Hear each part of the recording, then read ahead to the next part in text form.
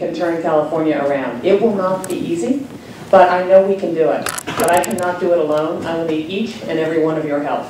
So what I'd love to do now is turn it over to Joe for questions, and let's have a great discussion about the future of California. So thank you.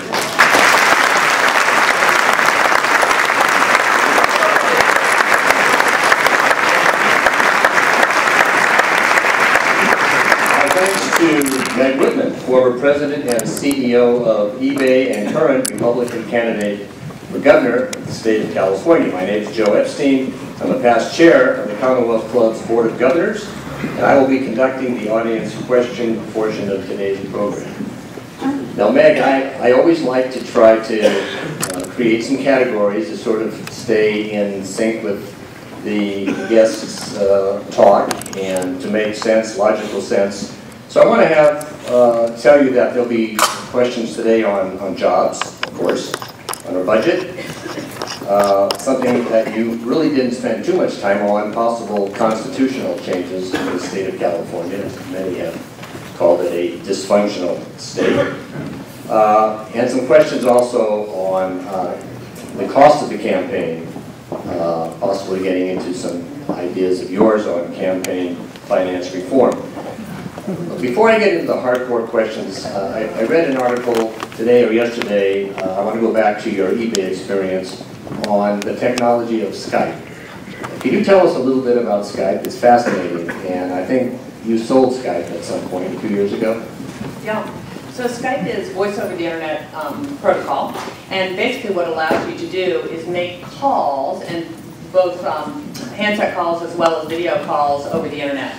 And it was a great company that eBay bought that grew remarkably fast. It was fundamentally disrupting the telecom business in many ways. And we acquired eBay. Later on, after I left, actually eBay recently sold 70% of Skype back to a private investor group and held 30%. So it will be very interesting to see. I have great hopes for Skype. It is one of the fastest growing companies that you can imagine, actually faster growing than eBay, Yahoo, almost as fast growing as Google. It's about a $600 million company with well over 500 million users worldwide. Any of you who have relatives and friends overseas, it's the greatest thing ever. Or grandkids. Or grandkids. Right. So you're not running against Carly Fiorina because you're running for different offices, but Carly Fiorina recently was quoted as saying that bankruptcy for California should always be considered. What is your view? Well, it's Carly well understood, I think. California can actually not go bankrupt. There is no legal framework for California to go bankrupt. So what do we do to get our fiscal house in order? And as I said, my view is the only sustainable way to increase revenues in California is to get the economy jump-started, to put people back to work. Without employers, there are no employees. And we've got to make California a better place to do business. That is the only way I see to increase revenues. And then we've got to look at the cost side of the equation. As I mentioned, we have the cold hard truth here is we have a government we can no longer afford. So how do we run the government most efficiently and effectively? Now what I'd like to do at the end of my first term is have all of you come to Sacramento, sit with me, look at the books, and I'd like to be able to say to you, we are spending your money as efficiently and effectively as you would if you could sit next to me.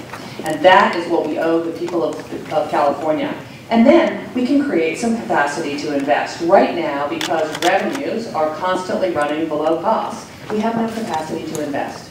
For example, the water conveyance system, the infrastructure in the state. You know what? I am in favor of this water bond. It is not a perfect bond. There is spending in that bond that I would like to have seen removed. But the fact is, progress, I believe, perfection is the enemy of progress. And we've got to support this water bond because it's in the interest of all Californians.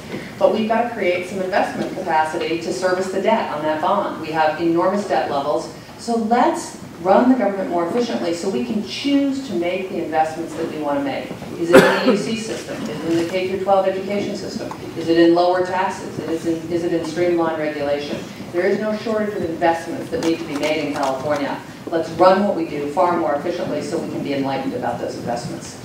Well, I understand, and I think we all understand, particularly thanks to your explanation, that California cannot go bankrupt. but California supports itself in many instances with the selling of bonds. Bonds can be defaulted on. We remember Orange County as an example. Do you think maybe Carly Fiorina was talking about that? You know, I'm not sure, I wasn't there. I mean, there's no question that we have to focus on the financial, putting our fiscal house in order. We are carrying debt levels that are unprecedented. A big chunk of our general fund goes to servicing debt every year. So think about it, it's almost like we're using current income to pay off credit card bills.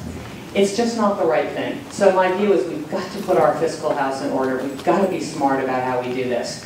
And you know why I know we have got to make a change here? You know, I think it was Einstein who said the definition of insanity is continuing to do the same thing over and over again and hoping for different results.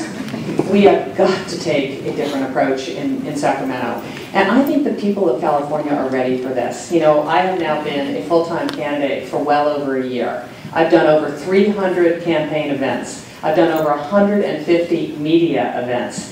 And I will tell you, people are desperately concerned about the fiscal situation in California. You know, normally spending is not a very sexy political issue. People aren't excited about hearing about spending normally. I will tell you, I get more questions about government spending and how we can be more efficient than I ever dreamed, because people are desperately worried that we are spending our way into oblivion, and we have to turn this around. I have a good friend who also is in the steel business that several years ago decided because of the cost of doing business in California, because of the price of energy, this was during the energy crisis, he moved his very large steel factory to Mexico. You mentioned Colorado is taking business from California, and there are other states as well. So the question really is here, according to Moody's Economy.com website, California's cost of doing business is 17% above the national average and 24% above Oregon. Could you elaborate a little bit more on who the real competition is, states, in terms of states and countries taking business out of California? Yeah. So there's no question that we are losing jobs, first and foremost, to neighboring states. We do, of course, lose some jobs to India and China and Eastern Europe. But if we could stop the job loss to neighboring states, we would be a long way towards solving our economic problems. And you know the way I think about jobs in California? I think of it as a bathtub. Incoming from the faucet is innovation. We still lead the nation in innovation. Biotech, high-tech, green tech, you name it. In fact, agriculture. You know who deserves the Innovation of the Year award in California? It's the farmers. What they have done with so little water and regulation is really quite remarkable. So we have to keep this innovation engine going. And one of the things I will say is while we try to fix our kindergarten through 12th grade education system, we cannot take our eye off our higher education system. Higher education in California is still the envy of not only the United States and the world. So we have got to preserve those ecosystems of, for example, UC San Diego and biotech, UC Berkeley and high tech, UC Davis and agriculture, UC Irvine and the medical devices. Those ecosystems of academia and innovation are just priceless. Other states would love to have those ecosystems. So we've got to keep the innovation engine going. This has to be the very best place to start a business. But think about the water draining out of the bathtub. We've got to plug that hole in the bathtub, which means we have to keep jobs from leaving for Colorado, Arizona, Texas, Nevada, Utah. Those are the main states that we lose jobs to. And Texas is not a perfect state by any means, but they are way ahead of us in terms of being a business-friendly state. In 2008, Texas, this is interesting statistics, 52% of all new jobs created in the entire United States in 2008 were created in Texas. Think about that for a minute. It's because they cut their budget by $10 billion, reinvested in lower taxes, they streamlined the regulatory process, and they created an ombudsman to bring industries to Texas.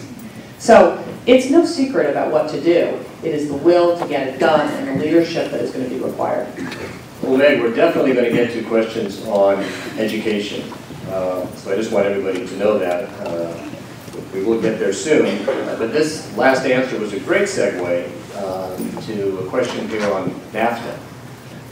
You mentioned Texas. Texas and California both border on Mexico.